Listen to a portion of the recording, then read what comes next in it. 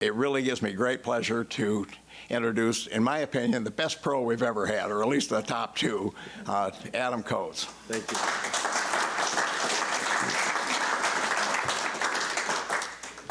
All right. Thank you, everyone, for coming tonight. And if you're listening online, thank you for doing that as well. I think it's worth your time. It'll be some interesting content here. So 3 years ago, in 2019, we did a lot of work for the club's 100th anniversary.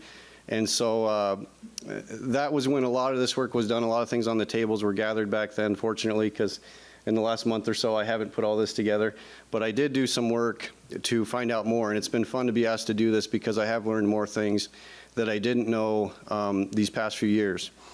I'm honored to be asked to do this. This is my 12th season here in Spencer. I didn't live a lot of these years, and many of you in the crowd have seen many of these decades that we're going to talk about tonight. So I'm interested in knowing what you guys experienced and what you can contribute. I was a little bit nervous about putting this on about the Northwest Amateur because I've had on my wish list to further my research. There's a lot of years where I haven't learned as much as I'd like to. I'd say the 70s, 80s, 90s. I haven't researched as much as I did the first 40 years that the club existed, but this will be a lot of fun.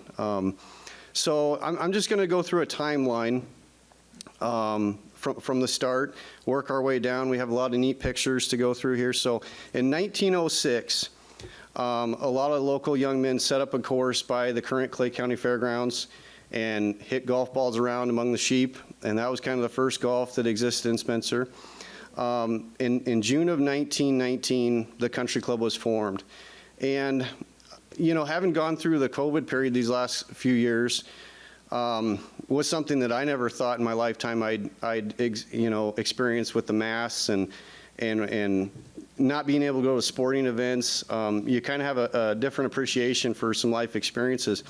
And we found out that again, something I hadn't known before, but in 1918 and 1919, there was a big influenza pandemic worldwide. So leading into this 1919, I can just kind of figure that the local community was ready for some kind of a social opportunity.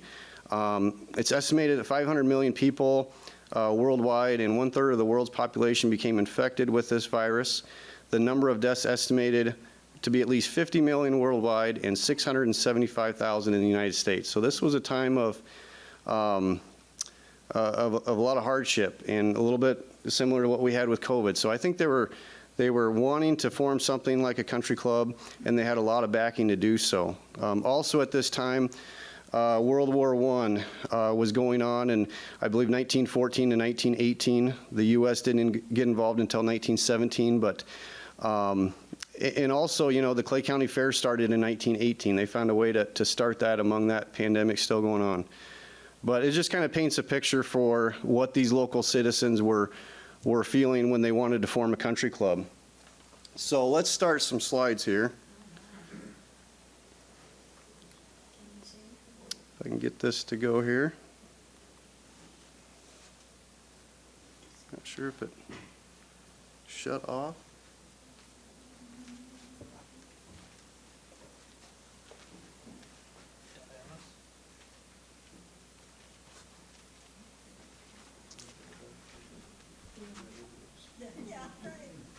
Okay, thank you. Okay, so with much petition and interest of backing, a meeting was held in April of 1919 to discuss favorable sites to build Spencer Golf and Country Club. The committee chose to seek and purchase the land southeast of Spencer on the ground where St. Luke Services and Dell's Garden Center are now currently located. So here's a really neat picture from right around 1919, 1920. You can see this this wooden box by this square. So that this square-shaped object is a tee box, and that white wooden box there next to the tee box. Anyone have a hunch what that would have been for? Back then, there was no wooden tees being sold, so that was full of sand. And what they would do is they had these metal objects that they'd put in the sand, fill it with sand, turn it upside down and push the spring down, and it would kind of make the top kind of a concave shape to set your ball on. So that was how you teed up your ball.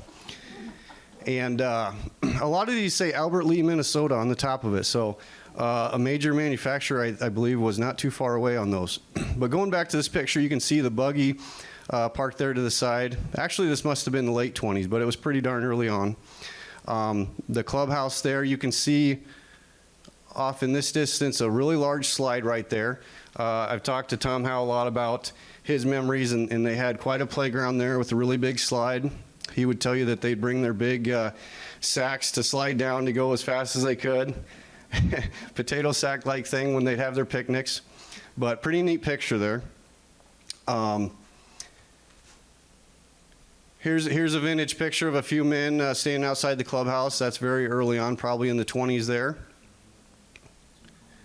Another very vintage picture there with the vehicle to the side there. Okay, so this is a aerial image of St. Luke's and Dell's Garden Center. This right in here is St. Luke's, Dell's Garden Center down here. I have a neat little transition video here that will show you this turning into a golf course. So maybe kind of look at St. Luke's there and watch how this image changes.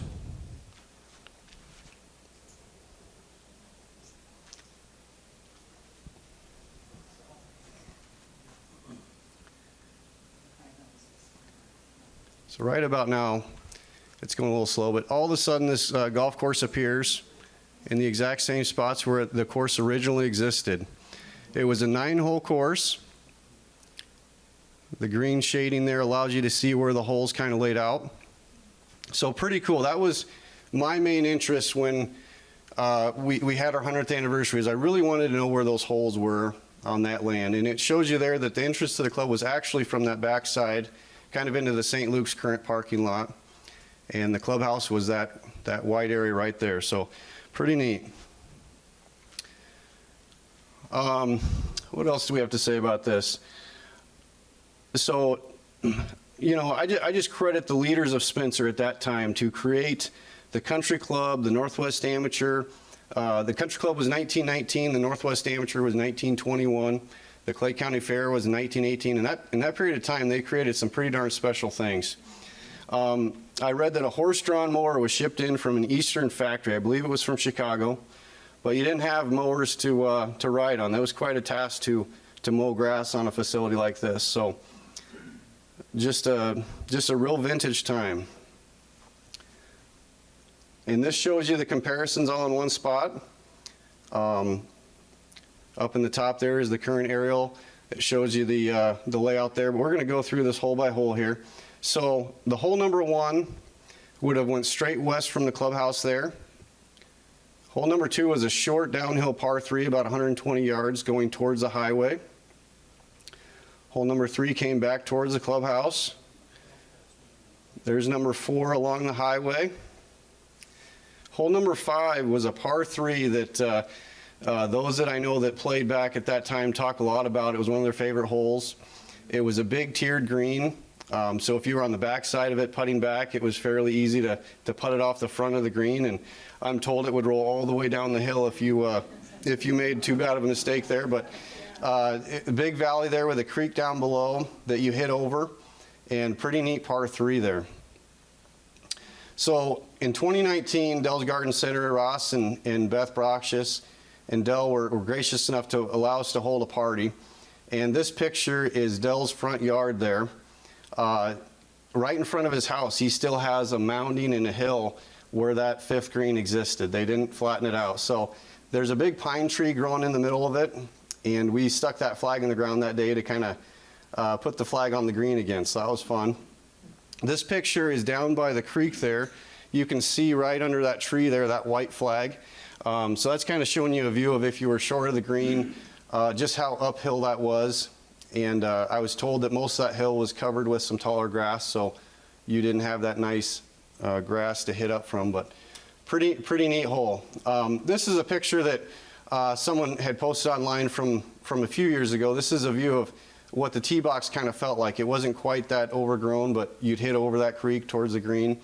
And Ross Brockshus and I, back in 2018, he took me down that hill, and you can still kind of see the shaping of the tee boxes, and that creek running down there, you can still see the wood bridge has kind of sunken down, but it's still down in that creek. And I have pictures of that somewhere, and I couldn't find it. That was the only thing I couldn't find.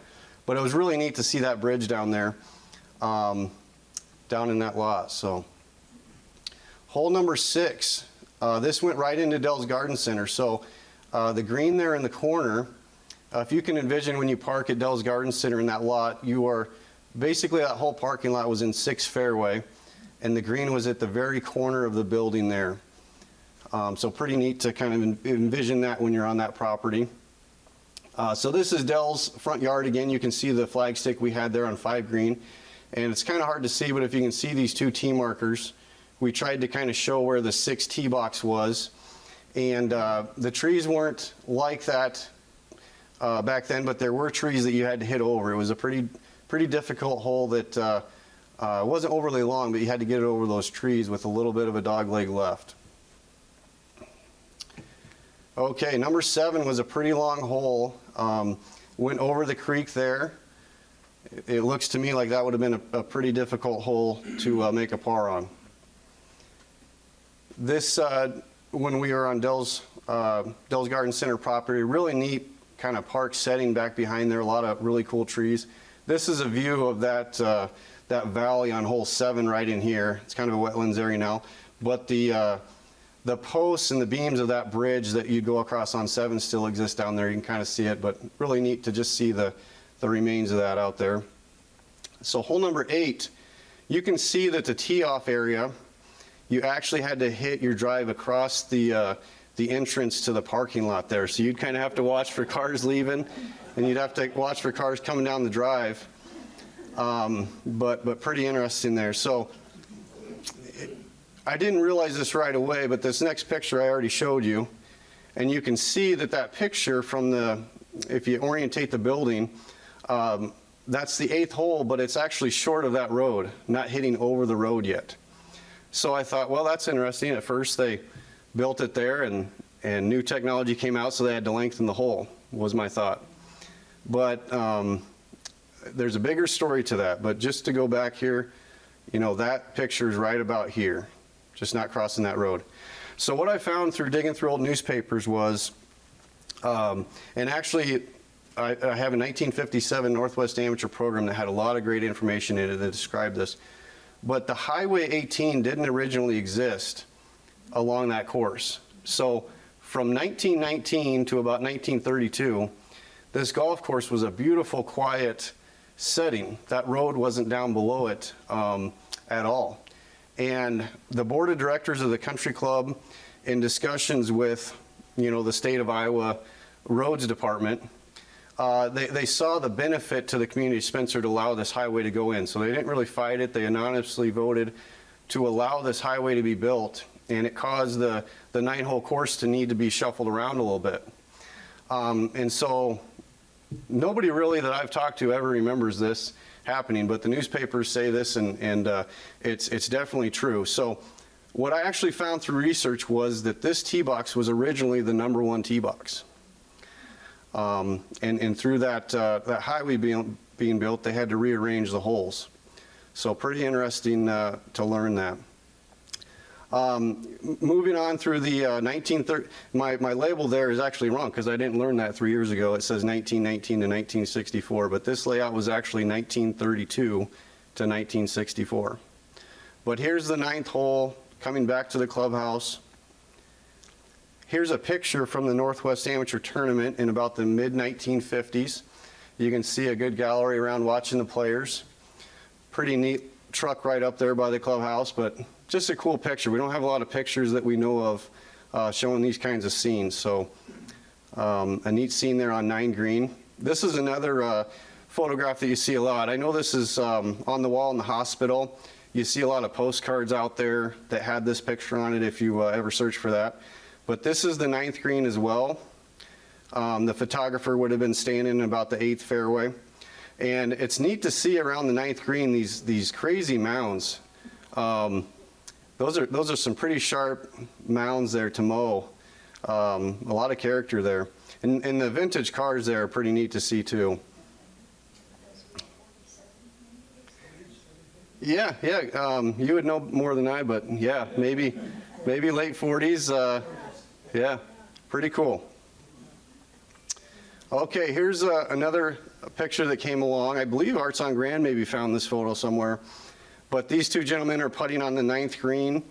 The older man sitting there watching them. Neat to see a kind of close-up picture of the building behind there with the brick. Vehicle there. Pretty cool. So this page right here gave a lot of history. This is in this 1957 Northwest Amateur Tournament program that we found in storage. It's probably one of the most relevant pieces of the club's history in my mind. So I guard that pretty well. But I made a couple extra copies of it, and we'll go through that tonight. But this is where it talked a lot in detail for me about the highway going in and the story behind agreeing to allow that to happen. And here's a newspaper article from 1932 talking about how I believe 3 tee boxes and 1 green need to be moved, but they agreed, the state of Iowa kind of agreed to build 4 new greens. I think that the membership was really excited about, hey, we're going to get this new bent grass quality greens, and we're going to really benefit from this this remodel, you know. Pretty significant thing that happened there to rearrange what they had, and this just goes into detail about some of the details of what was being done to rearrange the holes, and it lists the holes there, where they're headed, and the orientation of them. So here shows you the comparison. This article here on the left side, this is in the newspaper July 30th of 1919, and it gave incredible detail of where the holes were laid out. It wasn't a plan, it was already laid out.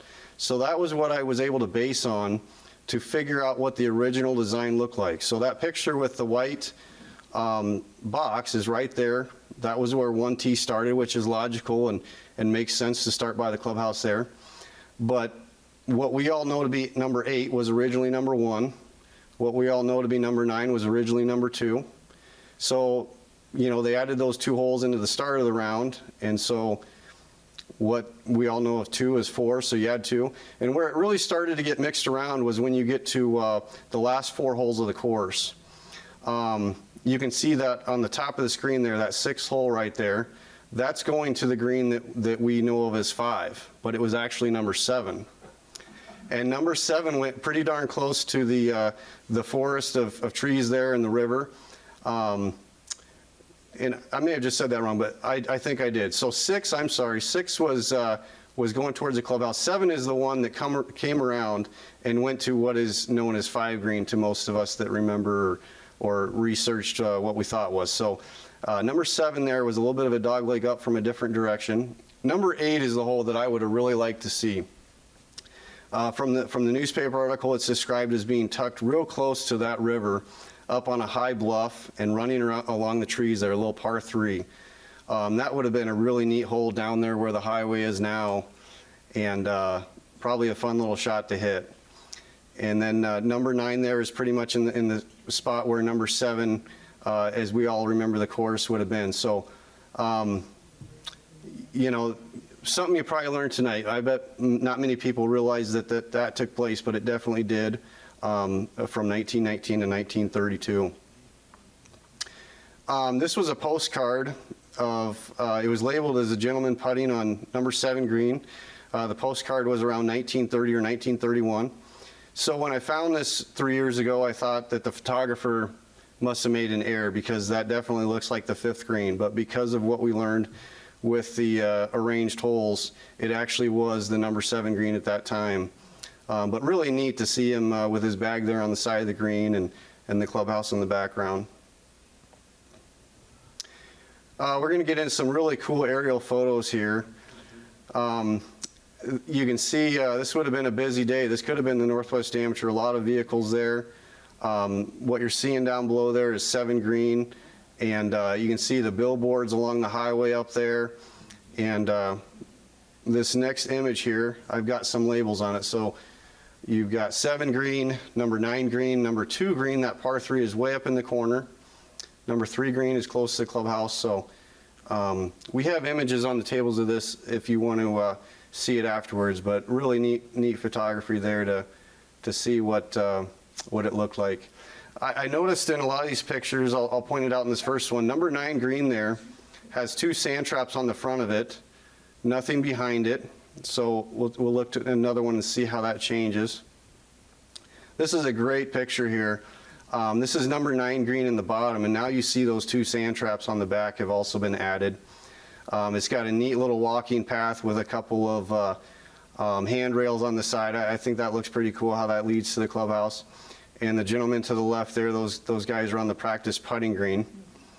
And Tom and I learned something about this today too that we'll talk about, but that putting green is not visible in a lot of these photos. And what Tom and his friends could remember, somebody was able to remember that in the last years, the practice putting green was over in that area of the parking lot over there. It wasn't over to the left there. But really cool picture there. This picture I did not see till last week. I was able to meet Amanda Gloyd and Dale Miller at St. Luke's. We'd kind of swapped emails a few times, but I didn't actually meet Amanda till this last week. And she had this photo from the museum, and just a great aerial photo. The highway's down at the bottom here. Shows a lot of holes here. I'll show you the next image here to give you a feel for what you're looking at. But you can see so many holes. Number 1 going away from the clubhouse.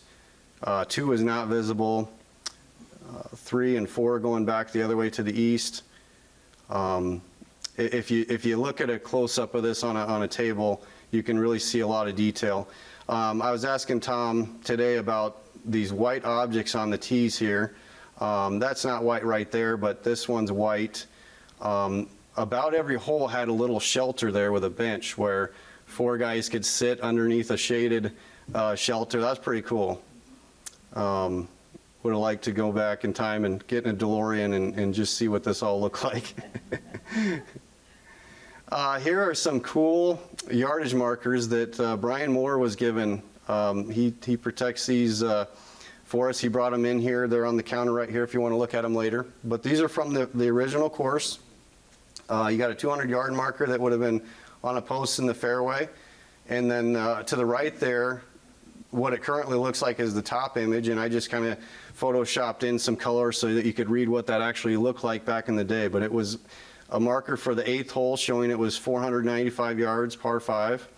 So really cool. We don't have many artifacts like that, and they're here for you tonight.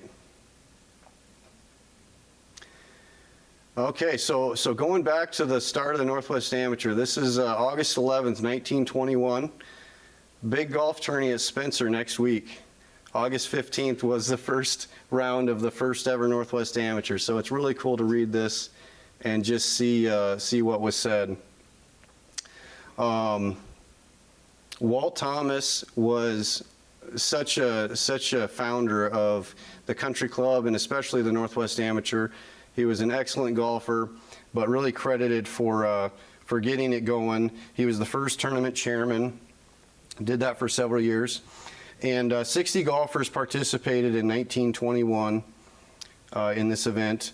By 1955, the stat I read was 298 entered, and this was a 9-hole course. So, you know, we managed the Northwest Amateur.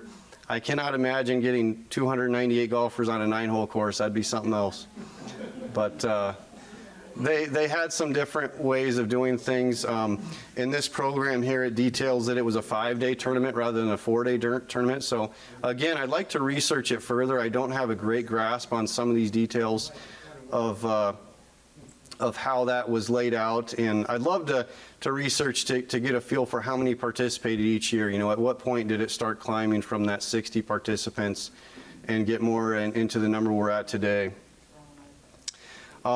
This article, see this one or the next one? Let me see here if I can read it. Must be the next one. But I'll go ahead and show you a picture of Walt Thomas here. Terrific golfer. He won the Northwest Amateur 3 times. Tournament director of the event for 20 years. and won a few other events. The Iowa Masters is still a big event. He won the first ever Iowa Masters. But we really had a core group of guys that could really golf, and Northwest Iowa was a fixture in the state of Iowa tournaments, and they brought a lot of things up this way and participated across the state.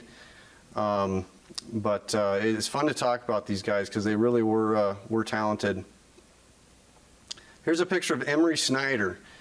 Some of you probably knew Emery. I did not, but I know he was around for a while, and golf course superintendent for many years, tournament director of the Northwest Amateur for 18 years, but very key part of the history of Spencer Golf and Country Club. Okay, so this is a few days later, August 17th, 1921.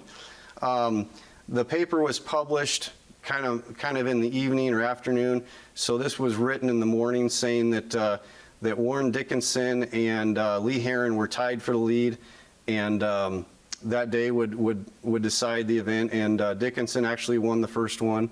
I think Heron won the next three, but it just details all the flight winners and the happenings of the tournament. A neat detail about this article right here, some of the guys over the last several years we've talked about, has a woman ever played in the Northwest Amateur? And we were convinced that there was not a chance that we knew decades, the many decades in recent time there hadn't been, and a woman could certainly play in it. You know, there's been Annika Sorenstam has played in a PGA Tour event and qualified for one. Susie Whaley is a PGA professional that's played in a men's PGA Tour event. So they certainly could play in the Northwest Amateur, but they just have to play from the same distance as the men. So I believe it'll happen someday. It's going to have to be a talented golfer, you know, but it's going to happen, and there's a lot of talented ladies out there that can do that. But this article states that of the 60 golfers right in this area, the article, it shows that 3 women played that year. Miss Doris Dickinson of Des Moines, who I believe must have been the daughter of Warren Dickinson, who was the winner. They must have been a very talented golfing family. Mrs. Helen Mann of Burlington, formerly Helen Perrine of Spencer. And then Miss Renee Montour, I hope I pronounced that right. She was the secretary of our club. So pretty neat that they participated. Doris Dickinson did fairly well. She got 3rd place in the 4th flight. But pretty interesting little thing to know there. This article, August 7th, 1930, a few years later. Girl golfer creates stir here at the Northwest Amateur. You know, I would call this lady courageous, pretty, you know, somebody to research and learn more about. Her name was Maxine Rarick from Primgar, and she played in the Northwest Amateur in 1929 and 1930. In this article here, 1930, stated that she was 17 years old and an extremely talented golfer. I think, you know, at that time in history, she may not have been welcomed with open arms by some of the other participants, you know, but very courageous to compete. I think she just had a love for the game, and it stated that she was a top finisher in the women's state tournament. So pretty cool there. As far as I've researched, those are the only instances of women participating, but pretty cool to know. I don't talk about this enough. I just have one slide on this, but you know, when we see on Facebook or any chatter about the Northwest Amateur, a lot of people remember being caddies still in the community. And here's just a couple articles talking about they had caddy tournaments back then. The other article is looking for more caddies for the Northwest Golf Amateur tournament, as they needed more than normal. But you know, kids back then, that was the big thing. That was how they made money. And I know so many people in this community still, they say, man, I could really make a lot of money during that Northwest Amateur, and I marked my calendar by that. But anyone in this room was a caddy for Spencer Golf and Country Club? Tom, yeah. My son. Okay, yeah, it was a big deal. So I just have one slide on it, but I wish I had more. I need to research more on that, and the caddy tournaments were a big deal too.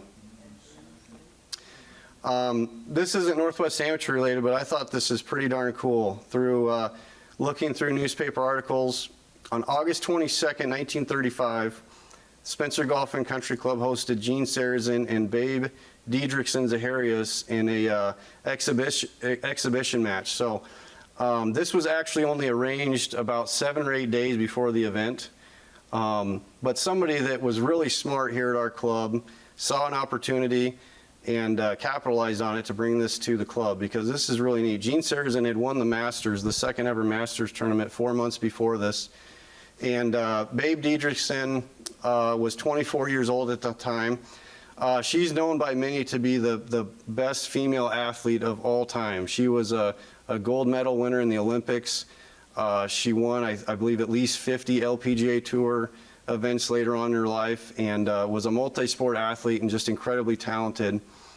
And you know, to think that these two were walking around the land of St. Luke's and Dell's Garden Center is pretty cool. In today's world, you would never be able to pull this off without a huge sum of money. And I think they just found at that time, they spent that whole summer kind of doing this for, you know, probably a couple months at least, going from place to place each day.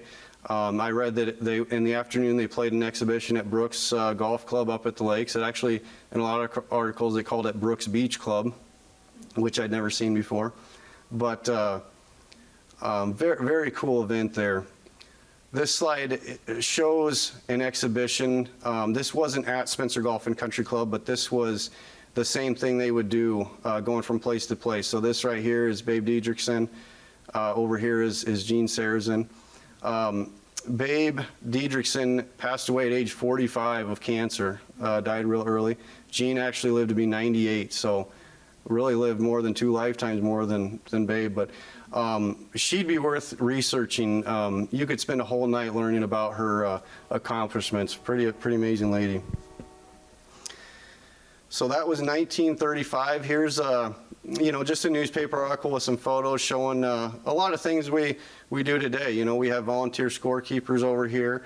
At least we had until recent history. Now we're into the computer software that's changing that a little bit. But it's neat to see all the volunteers and the members enjoying the tournament. So the headline says, "Remains the best in golf in Iowa every year." Here's a picture that's kind of hard to see, but it shows a really big gallery watching a playoff of the Northwest Amateur around the 9th green. It says there, it's hard to read, but it says between 800 and 1,000 spectators. That's pretty cool. We get a lot of people watching today, but not nearly that many. So here's the picture on the front of this 1957 program here. Only picture I believe we have in color of the original location, but this gentleman is standing in front of the #1 tee, short distance. Those colorful metal chairs there are pretty cool to see lined up there behind the tee. I think this was kind of a big common thing across, you know, Iowa. If you look up Marshalltown, Iowa's country club, their logo is still 3 colorful chairs like that is their actual logo. Just kind of a appreciation for history, but neat to see those heavy metal chairs there. So I had a little fun with this. When I met with Amanda, I wanted to know where this picture was taken, so I recreated this picture last week, and I was standing where this gentleman was standing, so that was fun. No clubhouse anymore. There's a portion of St. Luke's there back behind there. But, you know, everybody's different about history, but I love knowing exactly where this clubhouse and these greens were to stand out there and see it. It just kind of brings it back to life. But that was fun. Again, I showed this picture earlier. This is 9 green with the clubhouse in the distance. I believe I was pretty accurate to take this from the same location. This right here is the front of St. Luke's entrance and parking lot. I believe I was standing in about the same spot as that photographer where he would have photographed 9 green in the clubhouse. So gives you a feel for where that picture was taken. This is an awesome blueprint that Amanda and Dale Miller also helped me out last week. They're both employees of St. Luke's. They have these blueprints of when St. Luke's was being built, and what's really neat is they showed in detail where the golf holes were at. I'll move on to the next slide here. This shows you the original structure of St. Luke's. It's had some small portions built onto it. And along with that, that red box is the concrete floor of the clubhouse. So you can see where the original Country Club clubhouse was built over, with St. Luke's mainly being on top of it. And then you can see the greens that I've colored in there.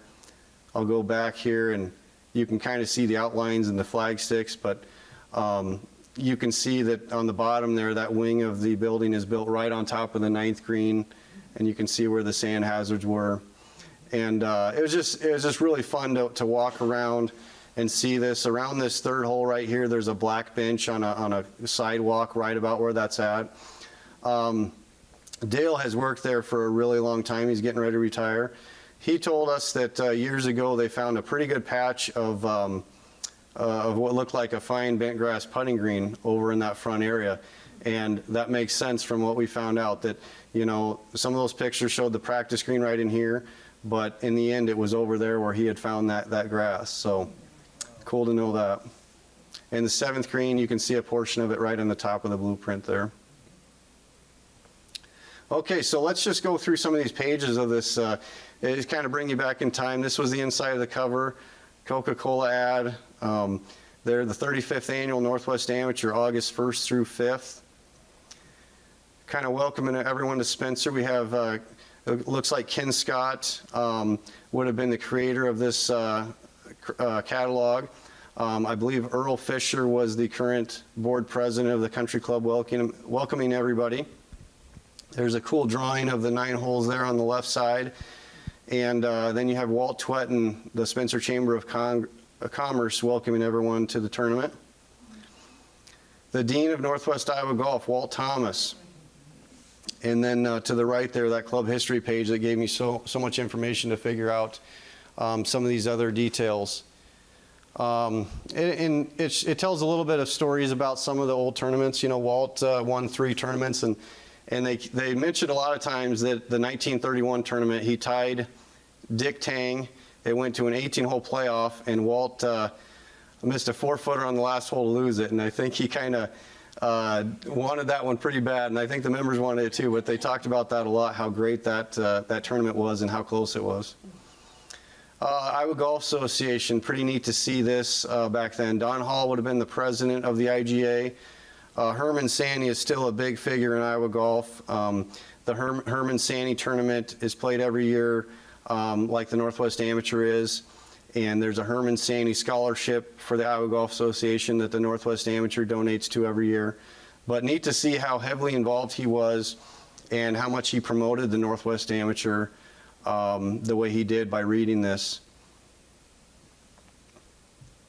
Sports editors, they did a great job promoting the tournament back then, worked hard on getting the word out across the state.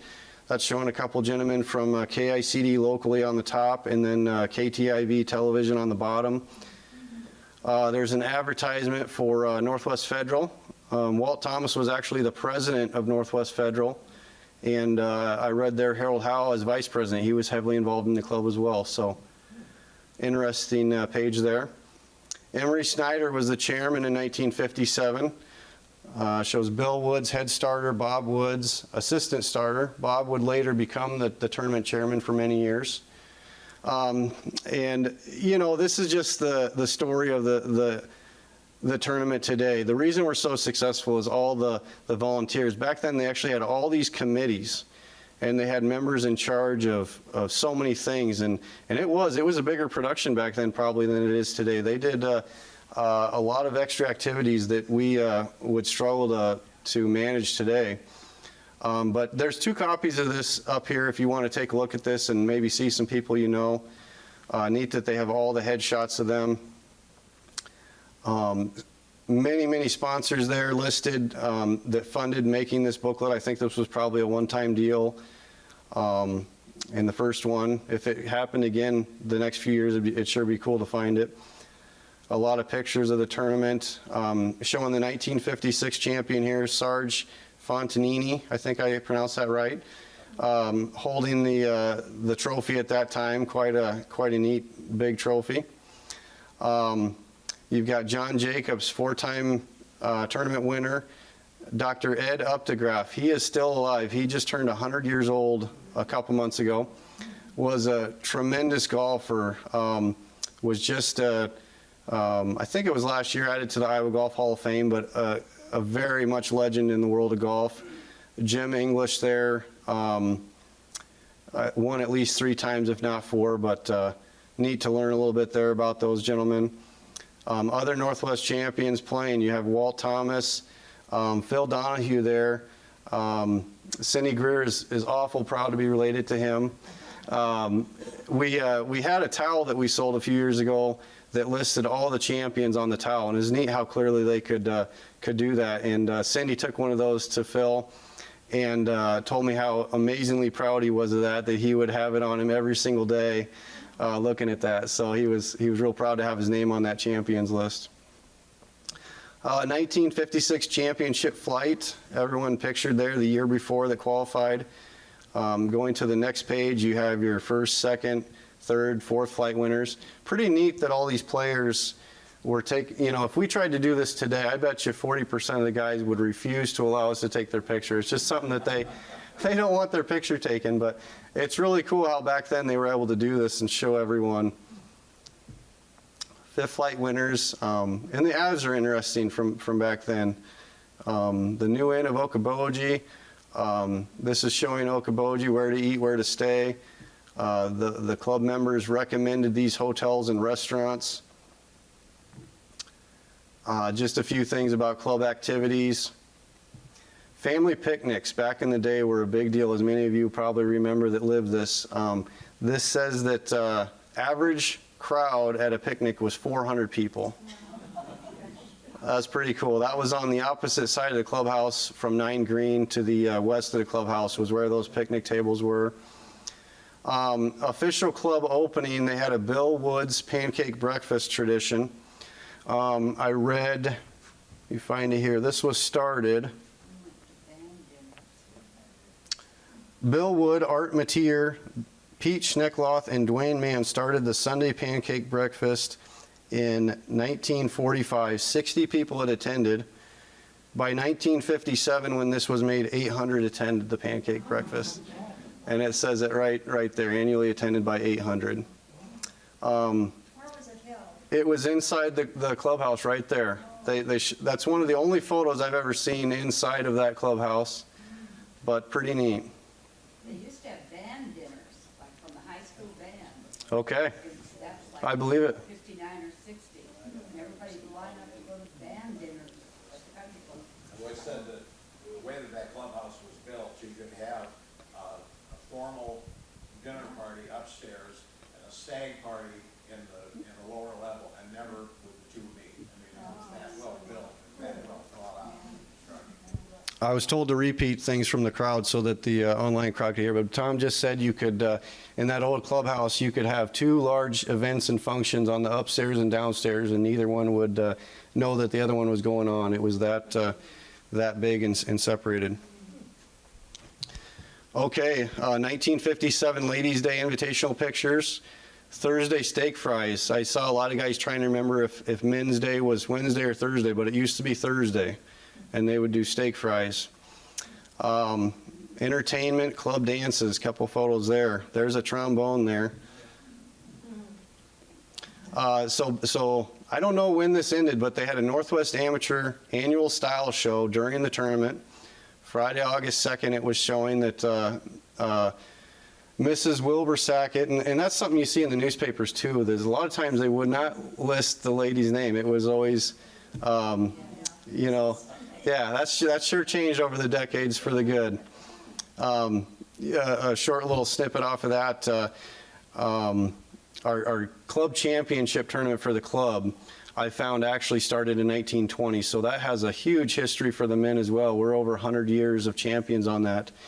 And I found that in 1935 was the first women's club championship. And I want to find the time to make this list, and it's so frustrating I can't find their first names to put on this ladies club champion list, but that's just how it was. I think it's interesting to see the names of the women's shops that were there. Yeah. Yeah, you know, you didn't have Amazon and online shopping, so the local shops were a big thing. You had Ellerbrock's, Beehive, Penny's, Pools, Davies, Feldman's, and Cragen's listed there. And that was what they looked forward to, was getting together and seeing all that. The page to the right, the Northwest Amateur Banquet, August 4th at 7:15 p.m. sharp. In the front of the magazine, it shows that August 5th was the final day, so they still had a round of golf to play after this.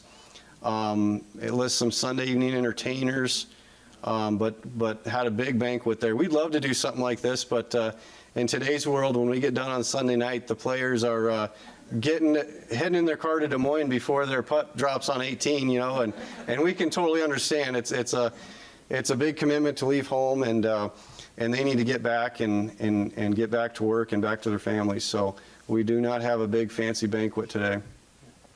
So this wasn't inside the catalog, but this was a neat photo that we found of this ladies' fashion show. This was 1959, and probably some, I think this was on Facebook in the last few years, and some of these ladies were being identified, but a really neat picture that probably means something to a lot of you that remember this, this era. This would have been on the west side of the clubhouse, opposite of 9 Green. Neat to see the door there, how fancy that double door was, and you can see the picnic table right there in that picnic area, but really neat photo there. And this is towards the end of the catalog, or the brochure here, for 1957, in remembrance of Dale Norton. He had passed away the year before.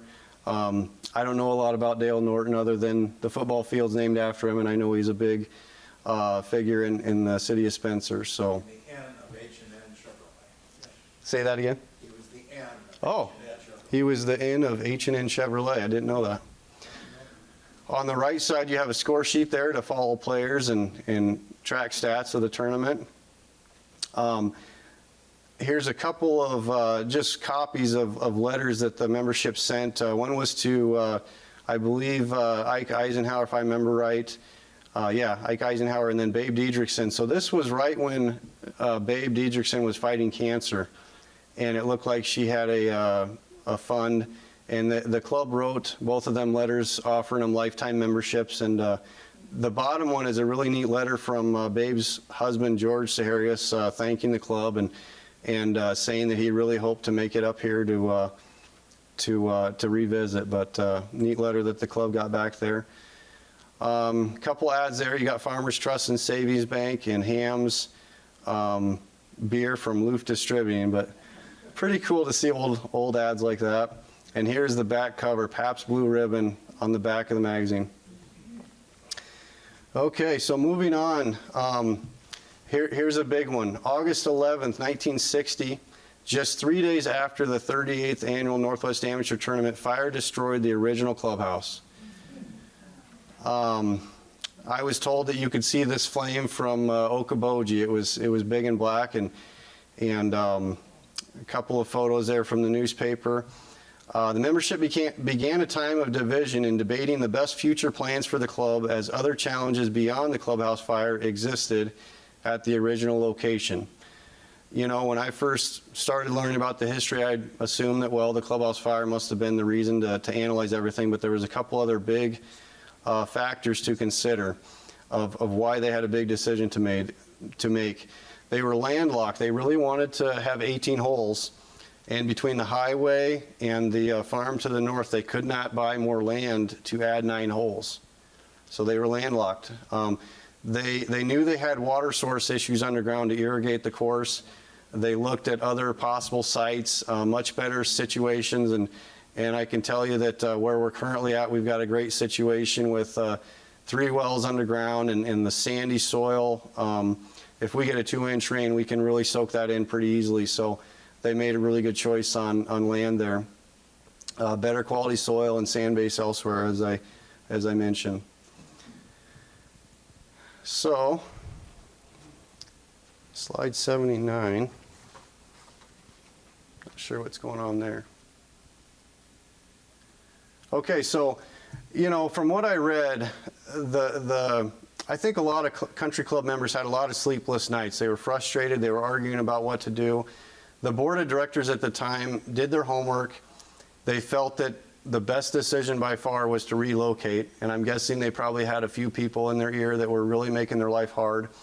And for a while there, it was really a tough time. But in the end, through all the challenges of figuring out what to do, the membership voted 120 people to 13 that the best thing to do was to relocate and purchase land from the Star and Helen Goodale family, which is where we're at now. It was the Goodale farm, just west of the city limits. And there's a sketch of our current clubhouse. Pretty neat image there. I have the same text there, but here's another neat looking sketch there. You can see the Pro Shop building was originally a straight line looking out to the 10th tee there. Now it's kind of got a V shape, but originally it was straight there. You can see under the roof in here, folks walking outside. I've got a picture coming up here that'll show you how there was some changes over time that originally did look something like that. So here's a fun one for you tonight that'll probably mean something to a lot of you. So last summer, we had a gal from Clarion, Iowa come and play golf. She came in the pro shop and she said her dad took a lot of videos, had passed away, and this 8mm film said Country Club Fire Spencer. And so she was going through things and said, this probably might mean something to you, I don't want it. And I said, yes, I'll definitely take that. And once I had some free time in the winter, I got it sent in and digitized from the film so I could watch it. And I've only showed this to a couple people. This is the kind of thing that you don't just put on Facebook and say, hey, look at this. You know, it's a part of history, but it's I don't know if you call it emotional, but it's just something to really see. That'll probably bring back a lot of memories for many of you. So this is a 3-minute video of the fire in color. We had that one color photo. It's something else when you watch this. You'll see the red flag of number 9 green in the front ground in the first part of this video. That red flag is the 9th green. So let's try to get this going here.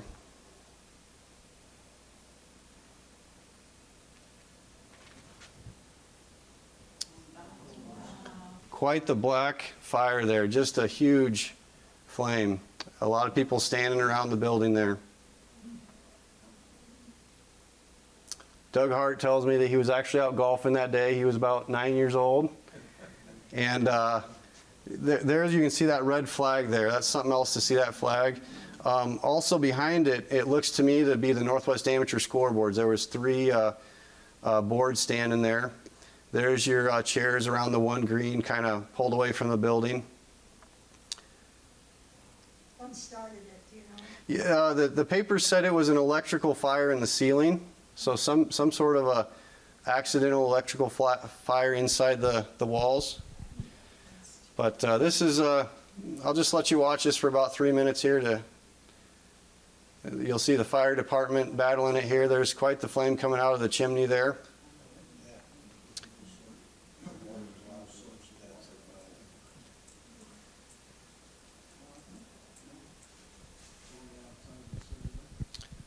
There's the firemen in their long black trench coats. There's a little 7-Up object of some sort. I don't know if that was an ice cooler there.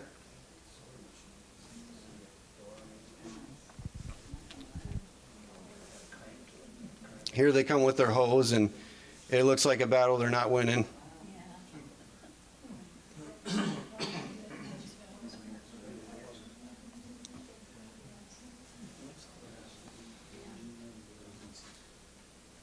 So yeah, this was August of 1960.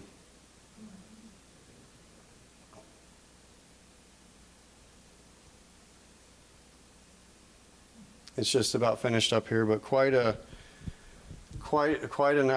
video to have. So Doug's story, he told us that he was out golfing with his friends. This was a Thursday around noontime, and he went running in and was coming back and in and out and getting everybody's golf bags out of the building in the club storage. And his heroic efforts to do this for everyone didn't pay off a few days later when they found out they could have gotten brand new clubs from insurance.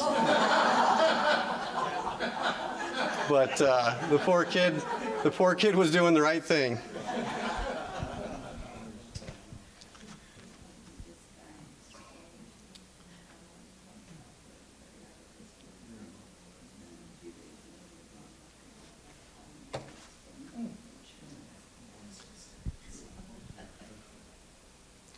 Video's just about done here and we'll move on.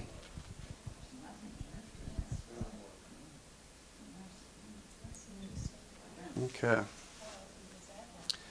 Okay, so the decision to relocate, this is the bare farmland that we're currently on. The little square in the middle there is what is referred to as the dynamite pit. You can see in the upper right corner there, I believe some hay bales where we currently have some houses on the 18th Avenue residential street. I find it interesting, you can just see this little, almost like an old riverbed when it, you know, but that's our low valley on the range and hole 10 and hole 1. When we get a lot of rain, that's where we get water. And then this right here would be in front of 11 Green, that little valley that can flood. But before there was a golf course, you kind of had that existing that way. So here's an old aerial in the first few years of the mid-60s, shaping out these holes. You can see some houses had been built. Here's a pretty current image of the green and all the trees. You can see the couple ponds there on hole 18 and hole 17. But slide 86, this is the one. So when I made a little video 3 years ago, it was fun to show a transition here. I'm going to start this video, and I slowed it down a little bit. I might have slowed it down too much, but if you just watch this transition to a course, it's pretty neat to see the bare land turn into a golf course. There the holes are slowly appearing.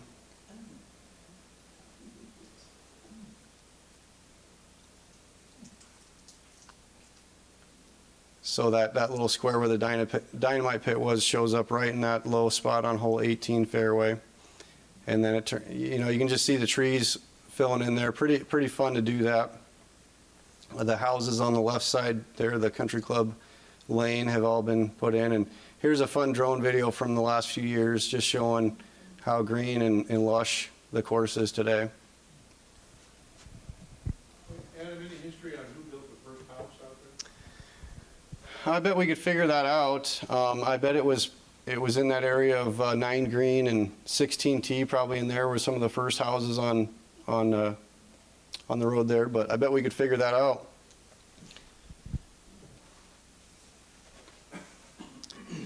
On that topic, when we get done, I do have a couple really neat blueprints of each side of the road, and then this color one.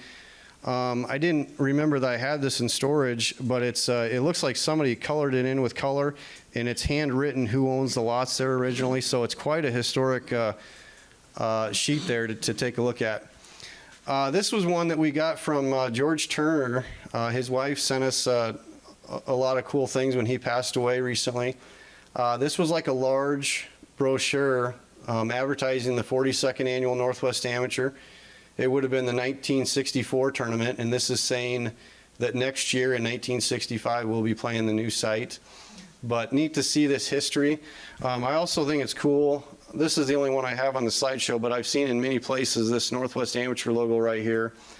Used to look a little bit different than it does today. I believe it was that color image of the gentleman that I was comparing myself to. I believe it was that photo that they copied for that logo there. Looking face on there, so neat to see how that logo used to look like. Here's a newspaper article, came across 1966. This was the second year in the new facility. Champion Ralph Compiano is being given the trophy from Dr. Mike Fiddler, the current president of Spencer Golf and Country Club. I've been around long enough that I met Mike Fiddler, but pretty cool picture there to see how young he looked then. and there's the large trophy there. I'll talk about that here in a little bit. This is a neat postcard that I came across. This would have been in the very first few years of our current clubhouse. But you can see the pro shop was originally flat across the front there, so at some point they added on to that. I can't imagine how small that would have been, especially having many golf bags in storage in that building. There wasn't much room for merchandise. We have quite the merchandise operation now that would have probably been balls and tees back then. But they added on the pro shop. You'll also see that under this roof of the clubhouse, the bar area was expanded fairly early on. They really brought that towards the golf course. All that seating in our bar area was actually outdoors under that roof. Looks like there was like some outdoor picnic tables right there originally. And then if you look at the walkway here, you can see a little reflection, but our current restaurant manager office and bookkeeper office did not exist until later on. So that was a wider walkway, and that reflection is a really large glass window down in that restroom area hallway. There's a large bulletin board down there, and a few years ago when we were fixing that up and repainting it, we took that bulletin board off briefly and found that there was a huge boarded off window behind that bulletin board. So that bulletin board isn't going anywhere. It's hiding that window that used to be there. And it's neat to see the vintage golf carts there. You know, golf carts barely were around the last few years of the original site. They kind of came along in the 60s for the most part, but those are quite vintage looking. So here's a fun photo. If you can think for 10 seconds to try and figure out where this photo was taken. I'll tell you here in a second, but give yourself a minute to try and solve that quiz.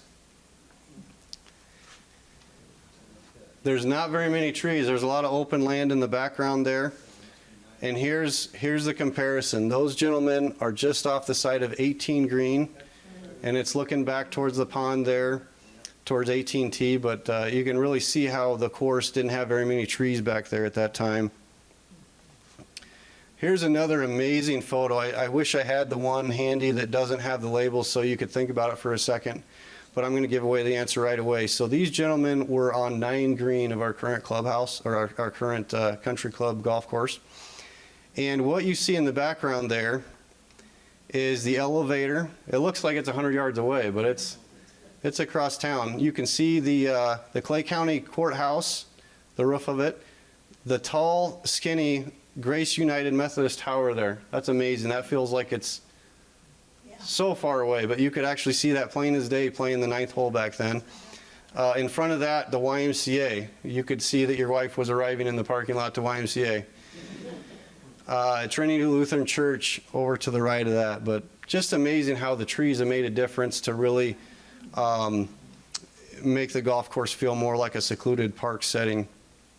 And here's the comparison. I went out and took a photo from about that location. That's what it looks like today, all those trees there on 9 green. Here's just a photo of a recent Northwest Amateur tournament. We have Trent Peterson chipping onto the front of the green there. You know, this is what today's tournament looks like. A lot of members watching around the green, just a fun atmosphere with folks watching the leaders there finish up on the final round. And this is back to probably the late 60s here, just an aerial photo showing you how few trees there were on our current golf course. It's really come a long ways. So with that, I really want to give a big credit to Chuck Moore here tonight. As far as creating what we have for a golf course and the Northwest Amateur as well, they tie in together, they play the same course, but Chuck was a superintendent for 28 years and built the trees and the course and all the things over the years with a lot of passion. So he deserves a lot of credit for, you know, building what we have today. You know, going back to that time of the fire, you know, the members probably had a lot of fear. We were starting from scratch. We don't know what we're going to end up with, and some of them didn't want to leave what they had worked so hard for so many years, but started from scratch, and Chuck really got us heading in the right direction with a beautiful course. So I'm going to have Chuck come on up and say a few things. You know, he lived it for 28 years, and he's got some cool stories to tell about fixing up the golf course for the tournament and the members. Yeah, that'd be fine too. He just said if you walk away to Okay. make sure to. Well, thanks, Adam. Yeah, I was involved for 28 years, and I saw a lot of changes happen for the golf course and for the tournament. When I came here in 1969, like you said, there was no trees on the golf course. We only had automated greens and tees, and there was no fairway irrigation. We had quick couplers up the center of every fairway that we could manually water. In hot, dry summers, we couldn't keep up. In those years, everybody aimed down the roughs. They wanted to hit the hard pan. They wanted to get the roll to make the course easier. Just one story that I remember, it was in the early 70s. Ivan Miller in the morning had hit a good drive on 18. He got through the pit, went up the hill, and ended up on top of the, about 15, 20 yards from the 18th green. In the afternoon, Tom Chapman from Fort Dodge, he outdid him.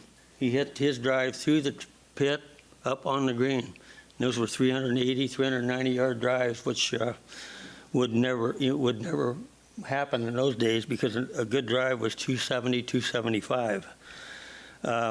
Another thing that happened one year, we had a lot of rain, and we had rough. And Emery Snyder, who was the tournament director at that time, and I was just a young kid, felt like that we should give these golfers some rough that year. We quit mowing the rough about a week before the amateur. It turned into a disaster. By the time the tournament got over, the rough was so long that we had to have spotters because the golfers were losing golf balls. So that, needless to say, we had a lot of unhappy people that left that year, and we never wanted that to happen because we wanted people to come back to the amateur. 1970 is when we started putting trees in. We were planting 1,000 trees every year for 4 or 5 years. It wasn't we were going to gain 1,000 trees every year because we would replace the trees that we lost the year before. So we'd keep them going and add some more trees. And as you see, these trees all grew up, and we have a pretty nice golf course. Another thing that happened, one of the big things that happened in 1976, probably the biggest change to the golf course that ever happened, we upgraded our irrigation system. We took the quick couplers out, pulled out laterals, had two heads on this lateral, 2 heads on this, end up with a equivalent of a 4-row irrigation system. And so our golf course was basically watered from wall to wall. And we always had rough from then on. It just never got out of hand like it did that year that we kind of got goofy. In the late 70s, we started putting traps in on the course. The original blueprint for our golf course had 70. If all the traps got put in, there should be 70 traps on the golf course. We end up putting a trap in to the right of 9 and 2 greens traps on number 4. I left in 79 and came back in 89, and there hadn't been a trap put in, so we got back on a trap program, and over the next few years we ended up with about 14 traps on the golf course. Another good thing that happened when I came back in 89, we had a morning and afternoon session. So we were able to keep the golf course pretty equal for morning and afternoon. In the earlier days, there was just tee times from morning till afternoon. So the same people played the same cup. So the people that were finishing up, the last groups were playing pretty rough greens because the cups never got changed. In the early years, everyone was using steel spikes. So it even made the problem worse. When we went to soft spikes, it was a mandatory deal that you had to have soft spikes, and it helped that situation out quite a bit. Another thing, when we went to the 2 sessions, we could have 388 players with having the morning and afternoon sessions. There was a couple years when we decided to add a few tee times before, so we ended up with like 416 players. With that many players, if we ever had any type of rain delay, it was a problem. And a lot of these people that were involved in it, it wasn't a good situation. There was a lot of times when people could not complete their rounds the day before and had to come out in the morning, and finish their rounds. That was a nightmare for the maintenance crew because we had to get those 3 holes ready for the people who were playing early and try to get the rest of the golf course in shape because people were teeing off at 7 o'clock, but we seemed to always get through it. Another thing with when we had that type of delays, I mean, there was years, I think one year we had a 45-hole tournament. I think the championship only got to play 9 holes. There was a few other years where we only had 54-hole tournament, but most in general, we had a 72-hole tournament every year for the Northwest Amateur. One of the big things that happened in the 90s, the Northwest Amateur was unique because everyone walked. We had no golf carts, and I don't know I don't know when the date was, but it was a bad deal because all the older people that were coming to our tournament year after year got too old and couldn't walk the tournament anymore, so they had to quit. Well, when we added carts to the tournament, that brought a lot of the old people back that had supported the tournament. It was good to see those faces because it was everyone knew each other, and so that was a big deal when carts got added.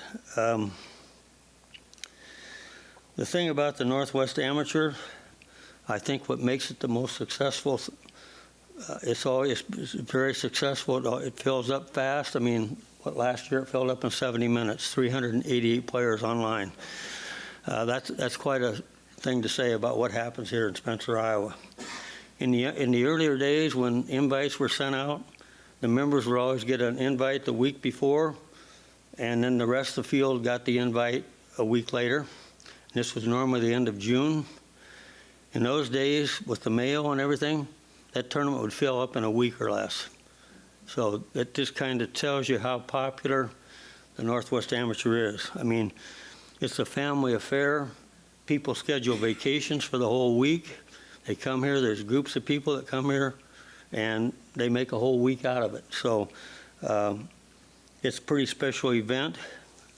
I think the reason why this thing stays so successful is because of the people at Spencer Golf and Country Club, all the volunteers, the pro shop, people working the pro shop, the club manager, people working the clubhouse.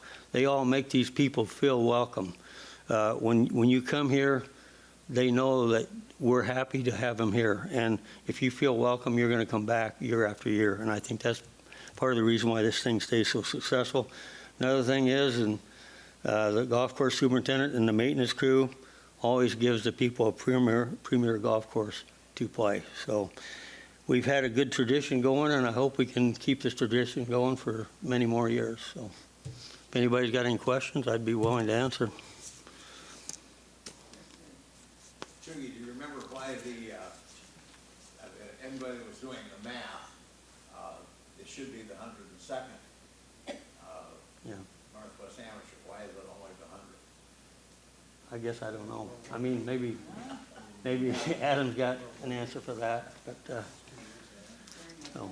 For those online, the question was, why isn't the 102nd Northwest Amateur this year? Because it started in 1921.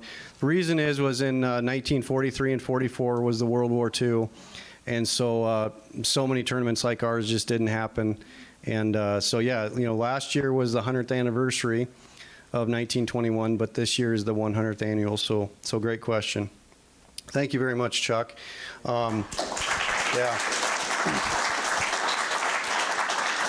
You can see on that picture on the left, he's got a couple more boys in the back end there. It was a real family affair. I've heard how Brian and Mark and Mike did a lot of assisting on the course. And The thing about it was, Adam, when we were planting all those trees, we had to water. We had to haul water wagons around, and that was part of the job. I mean, I drive the tractor with a water wagon, and Brian would move the hose. So, yes. kind of drink the water. And you've told me how you'd hire guys to go out in the middle of the night to move the water and move it around. So it was a middle of the night job as well. And a true family affair because Teresa was the clubhouse restaurant manager for about 10 years. Is that right, Chuck? 7 years. So she did a great service to the club as well in the restaurant. So thank you to the Moore family. Hey, Adam, what direction, what's the gray building? That's the maintenance shed. Is that the maintenance? This is the old maintenance shed. That's over by where Travis Cook's house is at now. Up at the end of the driving range was where the maintenance shed used to be. Quonset building there, and then when we eliminated that, we built a new shop down there. And as you see, those are some of the trees that just got planted. I mean, we planted groves of trees, and that's what they were, you know. Of the gray building and the two white doors, Chuck? Yeah, that's This one. one, this picture. Oh, that's the cart shed. Okay, That's the- Oh, sure. The practice team. okay. This is 14 green, I'm on 14 green. That's where. So the picture on the yellow mower is on 14 green, and the dark building in the background is our cart shed that's been slightly expanded, but yeah, that makes sense. Okay, moving on. Bill Zinn is our current tournament chairman. I don't know how many years he's volunteered, but it's been many. Bill would love to be here tonight, but he had to be out of town today, but wanted to acknowledge Bill as our current tournament chairman and all his work. Raleigh Hansen. Raleigh had volunteered many, many years making an impact with registration and tournament software. Raleigh did some tasks that not just every volunteer knows how to do. He's very tech savvy. The tournament software and you know, the registration is quite a deal. You get guys requesting pairings, sometimes 6 guys requesting to play together, so you got to contact them and say, this doesn't work, guys. What 4 guys are going to play together? Those sort of things. Just endless hours that Raleigh would do every year, and he did a heck of a job of promoting and recruiting college coaches to send their kids to play in Northwest Amateur as well as high school teams. And Raleigh is going to give up his position this year to Matt Stanzel. Raleigh retired this year, and so Matt couldn't be here as well. I wish he could so I could introduce him because many don't know him. But Matt is also very tech savvy, and he's done both our websites for the Northwest Amateur and the Country Club. That's his business, is that sort of thing, website development. He knows the tournament software. He'll do the registration. But wanted to acknowledge Raleigh for all his many years of making a big impact on the Northwest Amateur Tournament. And Bob Rose here, Mr. Spencer, is with us tonight. He was the tournament chairman for 17 years, but volunteered on the committee for many more than that. Bob could tell you here in a second. But want to have Bob come up and say a few things about the tournament here.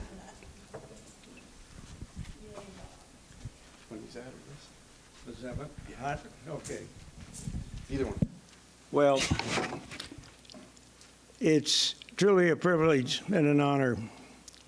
And I don't know what I could say that could add anything to what Adam and what Chuck have said, because they hit on the very reason it is successful, and that is the people who conduct this tournament year after year after year.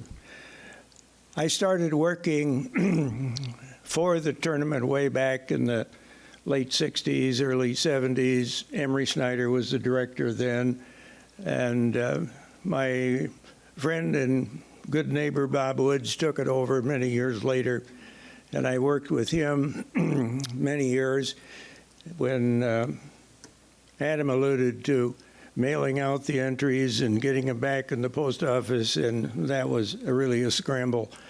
And of course now all the online and technology makes it much, much easier.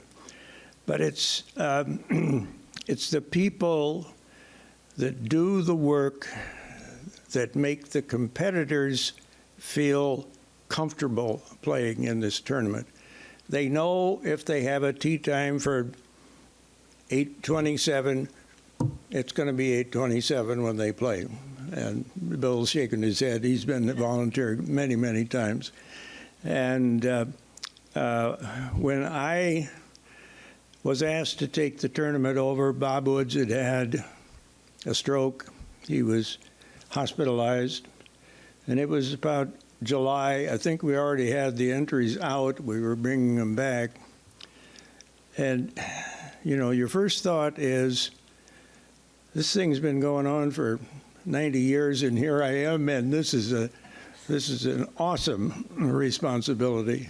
And luckily, all the people who were involved before, like Bill Mullenberg and Bill Orison and all those other people that make the tournament so successful, were there. And I remember a little comment about the way the course, the condition. That was the one thing I heard most often in the 17 years. The competitors, the participants would say, "Oh, this course is such great shape." And that is such a tribute to Chuck and his crew. So I am very honored to have been a part of it. I've been a part of it. I'm proud to have been a part of it. And not much I can say that's going to improve on what Adam has done. Adam is just another one in the line of professionals that over the 100 years that have helped make this tournament what it is. So we're looking forward to this year, the 100th tournament, but 102 years of existence. So thank you all very much.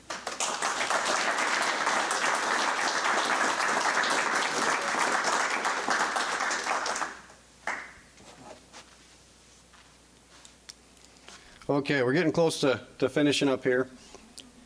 If you're about to fall asleep, but not that it's not interesting, but I really appreciate Bob saying a few things for us. So here's your current Northwest Amateur Committee. Thought I should recognize everyone here. Bill Zinn, Tournament Chairman, Matt Stanzel, Registration, Tournament Software, Website, and even a heck of a photographer. So Matt is going to bring a lot to the table there. Bob Rose, past Chairman, is still on the committee. Levi Morris manages our golf course players' assistants, is a good way to put it, kind of the course marshals that just monitor the pace of play to make sure everything is flowing nicely. And Levi does a great job of coordinating that. And, you know, all those volunteers that work with him, you know, they should be recognized as well. I wish I could list everyone, but there's so many people that do those vital roles that you just can't pull off a tournament like this without tons and tons of people to do those roles. Nathan Wint manages our starters table area. He organizes all the volunteers that help with that. Everyone does a great job up there. I just am so impressed watching these guys greet everyone and really service them as they come to the tee. They do a great job. Terry Johnson does a lot of the intercom announcing, calling players to the tee and the tee time management as they're coming along with the starters there.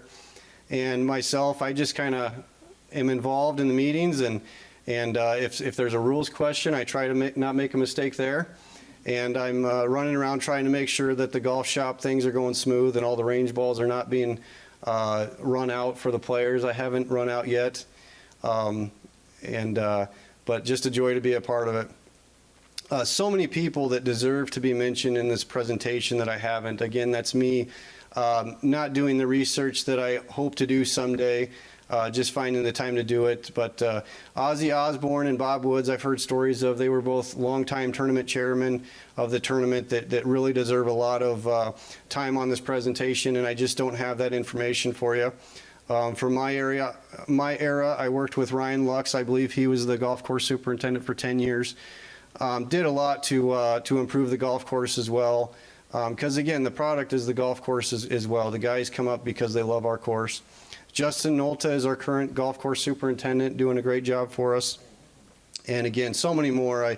I really, it's not a complete presentation because there's many people that should be mentioned that aren't. So the tournament, as we've said, what makes this happen? The people that volunteer. Not every golf course gets this. A lot of golf courses try to do something like this and they get 3 or 5 volunteers. I would say from my counting, I would say at least 60 plus members and a few from the community that just enjoy the tournament, volunteer for the tournament each year. And it's something to see. You know, they come out and they grill hamburgers. We sell, you know, a lot of hamburgers and hot dogs right outside as players are coming by. And it takes a lot of people to offer that for a large part of 4 days. And they come out. I mean, just countless members that do this. It's really neat to see. The Northwest Amateur Committee, obviously, that's a year-round deal, meeting and planning. And thank you again to the committee. The staff, we have a lot of great staff members that really, pull through for us on these 16, 17-hour days of the tournament. It's a big undertaking. And then the bottom, what makes it special, you can put on a heck of a show, but it's not going to do much if people don't come. And I'm always amazed that guys will come from California, Arizona, the whole country for several days to come to Spencer, Iowa. An hour and 10 minutes, as was said before, it took to sell out 384 spots. And we had a lot of disappointed people that did not get in that 384 person field. And so thank you to all those longtime participants, and if you're watching online, for being a part of this, because it's so neat to see. There's people I just see during that tournament. It's like its own tournament family that I see at that time of year. As Chuck mentioned, the father-son pairings, these guys get together and spend that quality time at this tournament. Guys that grew up and maybe graduated from Spencer and moved off, this is when they come back and get together with their friends from high school and have a good time. The top amateur golfers across the Midwest, a lot of college players from all over the Midwest come. They're neat to see. Big names, Eric Van Rooyen, if you've heard that name, I think he's probably about the 15th ranked golfer in the world right now. He played in the Northwest Amateur in 2012. Did not win the tournament, but I remember him, very well, working with him and his friends. They were all on the Minnesota Gophers golf team, and very nice gentlemen, and he's gone on to make millions of dollars in the last 10 years. Many others. We don't have great documentation of Zach Johnson, but we've been told from some participants that he definitely played when he was younger, so that's pretty cool. But so many talented people. I mean, a lot of the vintage names, were before my time, but they were incredible golfers. But every year we get just amazing golfers to come play in this tournament, and as you probably know, that a lot of times the winning score is about 17 under, 18 under par. They can play a different game of golf than we're all used to. So thank you to everyone that makes this tournament happen. It really is a special thing that's worthy of being talked about on national television. If people knew about it, they'd come from all over the place to play in a tournament this special. This trophy right here is in the possession of Walt Thomas's family. This is actually the third tournament trophy, I believe. I'm 100% certain of that from the newspapers I've read. They started with a 2-foot tall silver trophy that Walt Thomas won himself after his third victory. And the rule used to be that if you won the tournament 3 times, you got to keep the trophy. So hopefully somebody has that trophy. I've never seen it, but I am confident hopefully it still exists. So Walt bought the next trophy and donated it, and I can't remember. I think it was John Jacobs, if I'm not. It was either John Jacobs or Jim English that won that 3 times and claimed that one. And this was the third one. This was also the Walter H. Thomas Trophy that he donated, and this lasted till 1973 when it was retired. I believe this one was Jim English, and it says right on the engraving on the bottom, if you see it in person, that it was retired. And so since 1973, we haven't had a trophy like this with all the names engraved, and that's something that's been on the top of my wish list for many, many years. And with the 100th annual tournament being this year, in the wintertime, we were talking a little bit, what are you going to do? And we talked long enough, we're going to have a new trophy. This picture does not do justice to the trophy that we're going to have hopefully in about a month. It's going to be 2 feet tall, 24 inches tall. Very cool. It's going to have the Northwest Amateur logo real big on the side. You can see the 2 levels of engraved champions. That previous trophy, it only had the champions from the years since the second one was retired. This one is going to have all 99 champions on it, and it's going to be a sight to see. I'm about to finalize this. We're going to obviously approve this with all the committee and those involved, but the top base, the skinnier base, is planned to have the champions from the original course site. I believe there's 42 champions from that. So it's kind of neat to separate the two locations.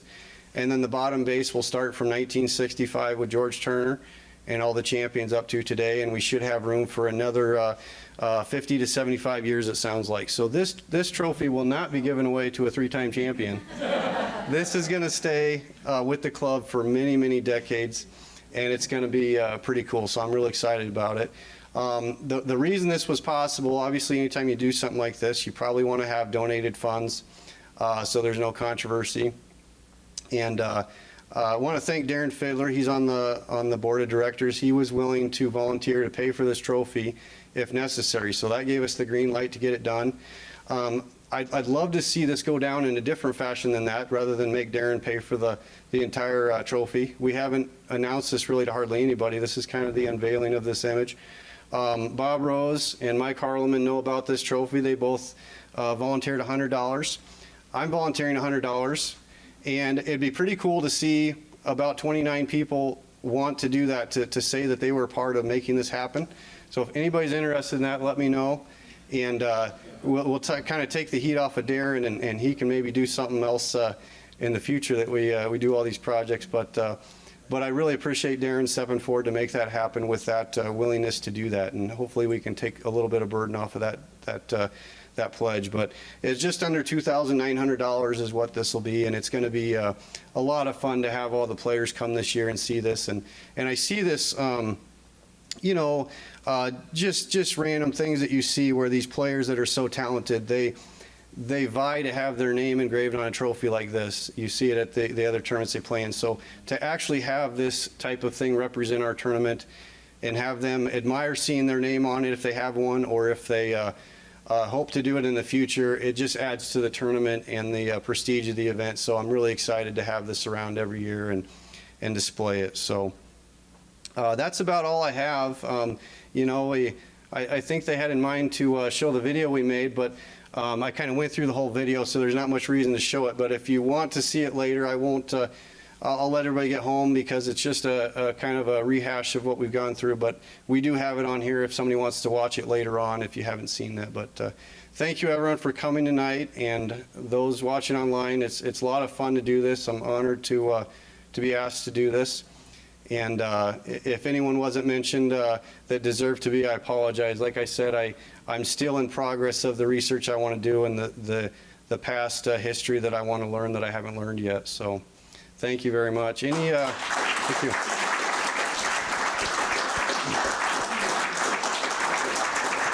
Thank you. We've allowed for some questions. Oh, thank you.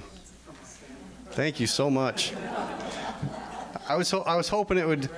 It appears that I have some hands going up on the trophy donation, so it's really going to be cool if we can do that, and heck, if it goes too well, we can maybe pay for a podium for it to stand on too, out on the number 1 tee. But anyway, thank you very much, Brian.